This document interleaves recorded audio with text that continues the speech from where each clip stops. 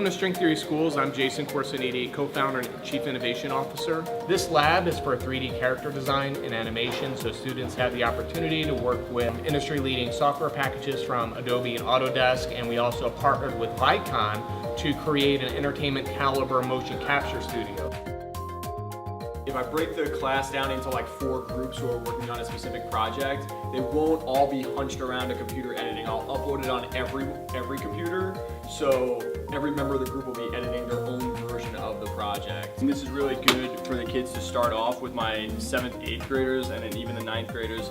These attach really nice to the tripod, and they're, you can move it so that you can see it or however. So this works really well.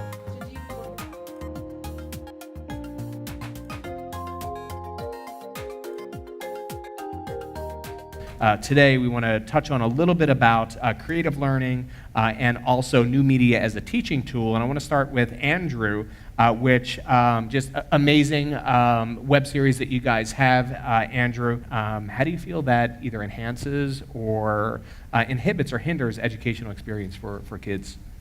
When we first started making webisodes, we weren't sure how long they would be, we weren't sure what they would be. When we were doing 20th century episodes, and all the webisodes that went along with that, they were oftentimes eyewitness accounts. There were people who lived through the history, people who were participating in politics and social movements and pop culture in Philadelphia. And those are very popular webisodes, and people like to watch them online, but they don't fit into a classroom environment.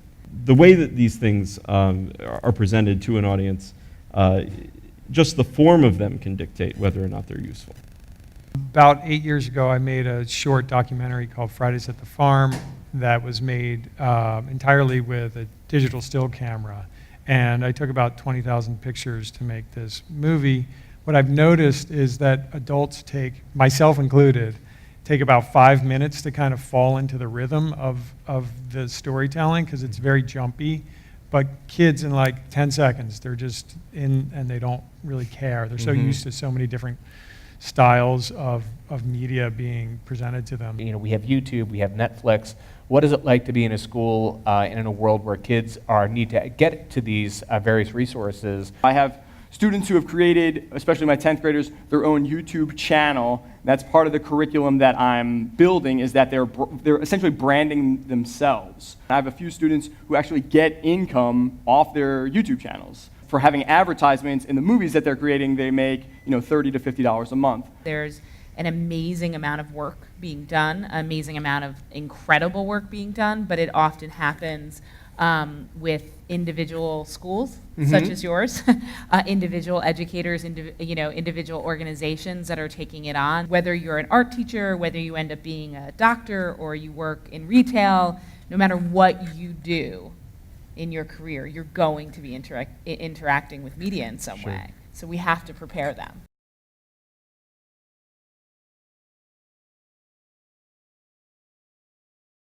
When I first started teaching and was getting ready to teach in the late 80s, before the internet really had taken off, the challenge was finding enough material. I'd go to, believe it or not, a library or a pedagogical library and try and find materials. And if I found a great material, I was going to teach that. Now, when I work with my students at Temple, and toward the end of my teaching career, it's the complete opposite, which is that there's so much material and so much of it is so good. It's just overwhelming, I think, as a teacher to know how can I use all this stuff without just hitting play. Earlier in my career, I was employed as a freelance director, producer with the School District of Philadelphia's cable network. We actually had 14 people who worked at the cable TV station. We had a $600,000 satellite truck. We did numerous live programs every single day of the week. And the change I've seen really makes me sad in that we don't have that today in the school system. And with the internet, you can do so many more things now that are interactive, live interactive education online. So that, to me, has been the biggest change that I've seen over the past 20 years.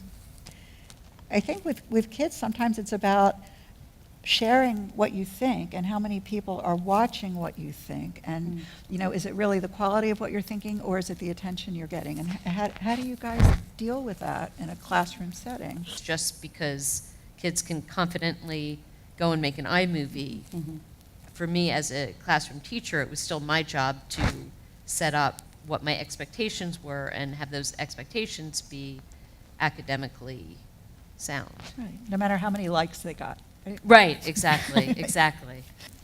You know, I always tell them we have a motto, which is breathe and be brave and tell the truth, and that their truth changes all the time.